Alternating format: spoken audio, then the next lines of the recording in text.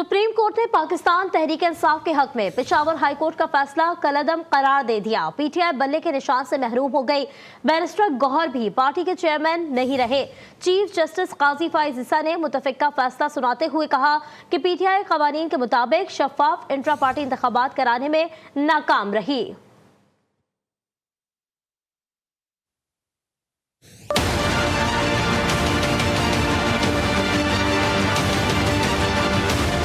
PTI फिर बल्ले से महरूम हो गई। सुप्रीम कोर्ट ने मुख्तसर फैसला सुना दिया। पेशावर हाई कोर्ट का फैसला कलअदम करते हुए इलेक्शन कमीशन के हक में फैसला दे दिया। चीफ जस्टिस काजी फाइज ने पीटीआई के इंट्रा पार्टी इंतखाबात को गैर जमहूरी करार दे दिया। फैसले में कहा, पीटीआई को जब इंतखाबात कराने का कहा गया तो तहरीक इंसाफ बरसरे इख्तिदार थी। इलेक्शन कमीशन पर किसी किस्म की बददियानती साबित नहीं हो सकी। Section 208 of the Act mandates that political parties must hold intra-party elections periodically and that a period not exceeding 5 years elapse within 2 elections. It further stipulates that every member of a political party could be provided with an equal opportunity of contesting election for any political party office. फैसले में chief justice का कहना था कि जमहूरियत के लिए हर सतह पर आमरीत का खात्मा जरूरी है। आमरीत के खात्मे के लिए इंट्रा पार्टी इंतखाबात लाजमी हैं। ये कहना कि इंट्रा पार्टी की शफाफियत को देखना इलेक्शन कमीशन का इख्तियार नहीं है, गलत है। इलेक्शन कमीशन आईनी इदारा है जिसका काम शफाफ इंतखाबात कराना है। For the aforesaid and detailed reasons to follow, this petition is converted into an appeal and allowed by setting aside the impugned order and judgment of the Peshawar High Court passed in WP number 6173P of 2023. Resultantly, the order of the ECP dated 22 December 2023 is upheld. फैसले के बाद तहरीक इंसाफ बतौर party इंतखाबात में हिस्सा लेने की अहल नहीं रही। पीटीआई ने फैसले के खिलाफ रिव्यू में जाने का ऐलान भी कर दिया। और अब आपको बताएंगे, पाकिस्तान तहरीक इंसाफ ने सुप्रीम कोर्ट के फैसले को मुस्तरद कर दिया। बैरिस्टर अली जफर कहते हैं कि तकनीकी बुनियादों पर मुल्क की मकबूल जमात को इंतखाबात से बाहर करने की कोशिश की गई है।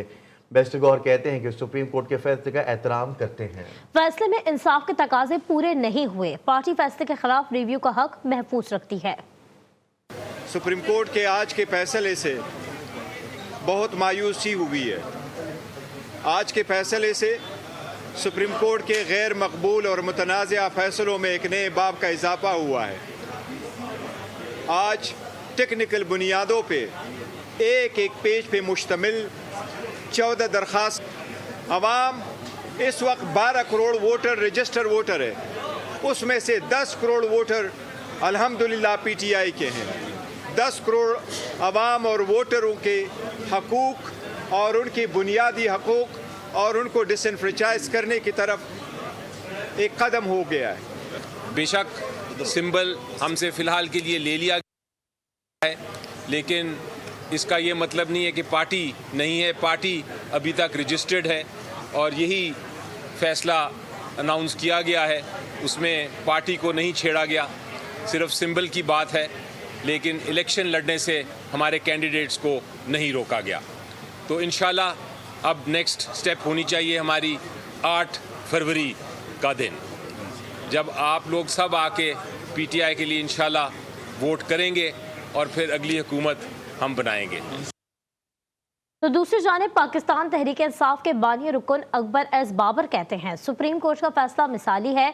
इससे फैसले ने कारकुनों को पार्टी का अहम किरदार बना दिया है, जिससे मुल्क में जमहूरियत मजबूत होगी और इंट्रा पार्टी इंतखाबात की अहमियत बढ़ेगी। एक तारीखी फैसला सुनाया गया है और ये जो फैसला है ये पाकिस्तान की जो जमहूरियत है इसके लिए एक नई सिमत का तयन होगा इंशाअल्लाह, कि जब वो तफसीली फ़ैसला आएगा उससे पाकिस्तान की जो सियासत है उसमें इंट्रा पार्टी इलेक्शंस की जो अहमियत है वो भी सामने आएगी। और ये अमल जो है अब यहाँ रुकेगा नहीं, ये जमहूरी अमल जो है ये मज़ीद आगे बढ़ेगा, मज़ीद इसमें तवाना होगा और ये तमाम सियासी जमातों को इसमें इस अमल में शामिल होना पड़ेगा। अडियाला जेल में तोशाखाना रेफरेंस पर समाअत के दौरान पीटीआई कारकुनों ने टिकटॉक की तकसीम पर बानी पीटीआई से शिकायतों का अंबार लगा दिए।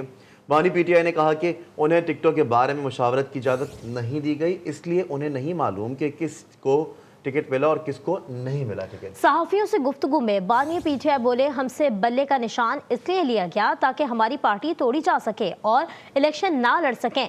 नवाज शरीफ लंदन प्लान के तहत गारंटी लेकर पाकिस्तान आया है। तफसीलात इस्लामाबाद से इस रिपोर्ट में देखिए।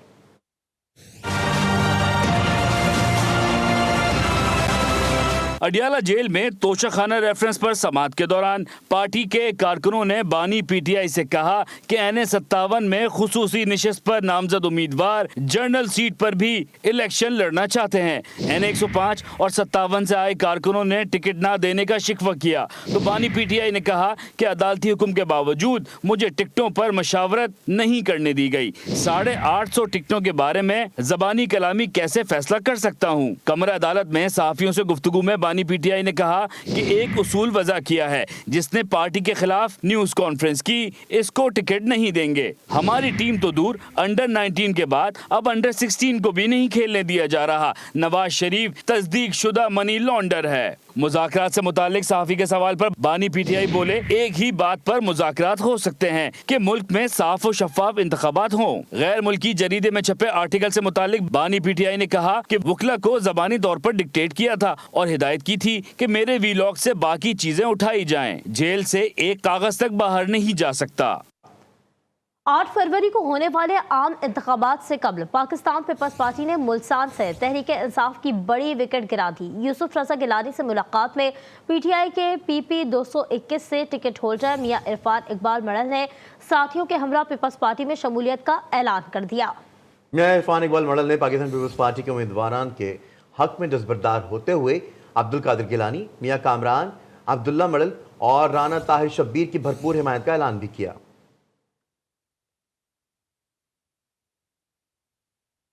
Chairman Peoples Party Bilawal Bhutto का कहना है कि दीगर पार्टियां शराफे की नुमाइंदगी कर रही हैं। पीपल्स पार्टी की हुकूमत किसान, गरीब, अवाम और मजदूर की होगी।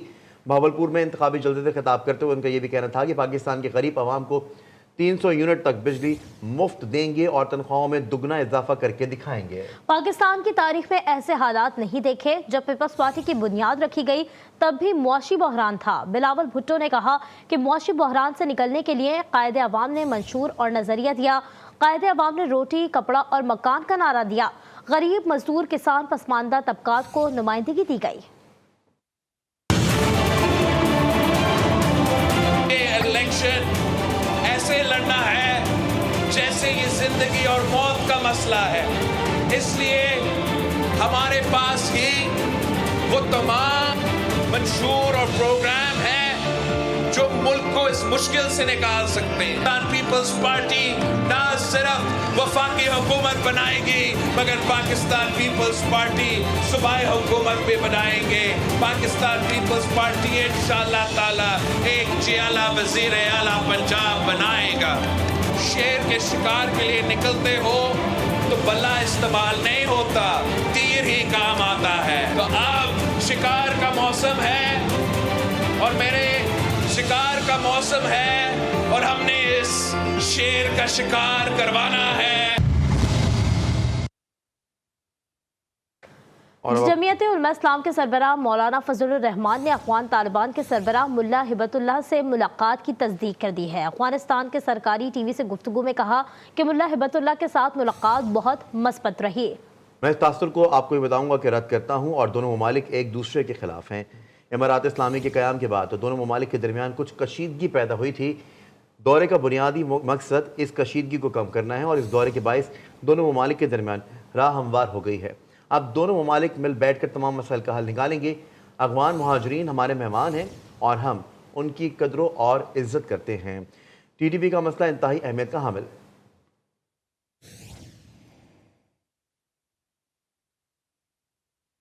सूबाई दारुल हुकूमत पेशावर के दीगर हलकों की तरह NA-32 के मकीन भी गैस और बिजली की लोड शेडिंग से परेशान है। इस हलके में दीगर मसाइल के बारे में बता रहे हैं हमारे नुमाइंदे खालिदुर रहमान।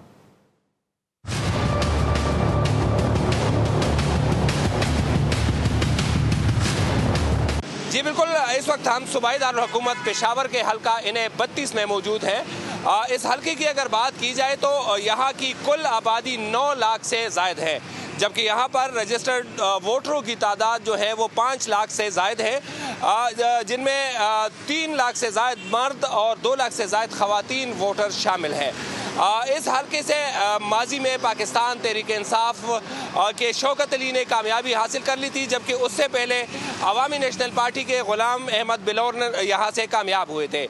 इस हल्के के मसाइल क्या हैं, यहाँ के लोगों से जानते हैं।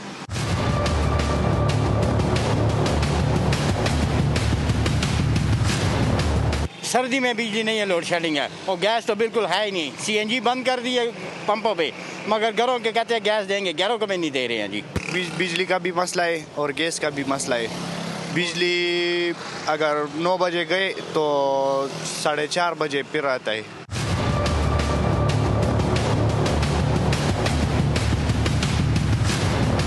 यहाँ पे बिजली का और गैस का बहुत मसला है, और नालियों का भी बहुत मसला है, गलियों पे रोड का भी बहुत मसला है, सही सफाई नहीं होता है।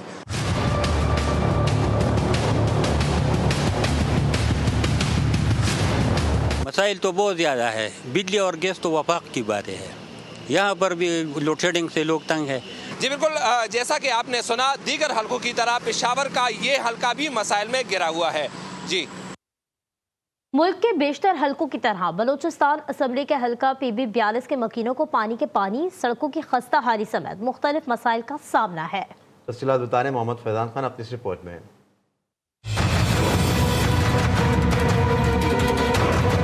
जिस समय मौजूद हूँ कोयटा से सूबाई असम्बली के हल्का PB 42 में, जहाँ पर कुल वोटर्स की तादाद 1,42,777 है, जिनमें ख़वातीन वोटर्स की तादाद 64,880, जबकि मर्द वोटर्स की तादाद 77,897 है। PB 42 में कुल पोलिंग स्टेशन की तादाद 130 है। माजी में इस हल्के से पाकिस्तान पीपल्स पार्टी, पाकिस्तान मुस्लिम लीग नून और पाकिस्तान तहरीक इंसाफ के उम्मीदवार कामयाब हुए। आइए जानते PB 42 के इलाके फ़कीर मोहम्मद रोड के मसाइल क्या है यहाँ के वोटर से। हमारे जो साहिब इक़्तिदार लोग थे या पिछले हुकूमतों में जो लोग थे हमारे यहाँ इन इलाकों से जो मुंतखब हुए थे, हमारी वोटों से मुंतखब हुए थे, लेकिन जब वो ऐवानों तक चले गए तो फिर हमें उनको हम याद नहीं आए और न कोई उन लोगों ने कोई हमारे लिए तरक्याती काम किए। अरे कहते यही कहते हैं कि भैया हम आपका मसला हल करेंगे। अभी सार नए नए चेहरे नज़र आ रहे, कह रही है कि भैया हम आपका मसला हल करेंगे। हमारे पानी 10-12 साल पानी ही नहीं आ रहा है, नालियों को कोई सफाई का मसला नहीं। कोई ऐसी चीज़ मैंने इस अपने एरिया में 20 साल में नहीं देखी। मुझको साबित कर दें, मैं गुनाहगार बन जाऊंगा। साबित करो, आप भी तो दे रहे हो ना, तो गलत बयानी तो मैं नहीं करूंगा ना। मैं किसी का मैं अल्लाह को मानता हूँ, अल्लाह के सिवा किसी को नहीं मानता। चाहे मैंने हो चाहे MP हो, वो सारे हर घर पे जाते हैं और उससे वोट मांगते हैं, लेकिन जब इलेक्शन ख़त्म हो जाए तो फिर कोई नज़र नहीं आता है। ये लोग कंपेन के लिए आया था, पहले मैंने और भी, फिर उनको उसको दोनों को देखा भी नहीं है, न सफाई है, न पानी है और न गैस है। कोई चीज़ भी 5 साल में कोई भी काम इधर नहीं हुआ इस इलाके में। रोड, गलियाँ, स्ट्रीट लाइट, ये चीज़ें तो वो लोग करते आ रहे हैं, लेकिन जो है रोज़गार पे काम नहीं हो रहा है आजकल। तो हमें जो है नौजवानों के लिए जो है रोज़गार चाहिए। 2008, 2013 और 2018 में इस हल्के से अवामी नुमाइंदे मुंतखब होने वाले अरकान असम्बली सूबाई काबीना का हिस्सा तो रहे, लेकिन इस इलाके के बुनियादी मसाइल हल ना करवा सके। कैमरामैन शहबाज अली के साथ मोहम्मद फैजान खान, GTV न्यूज़, कोयटा।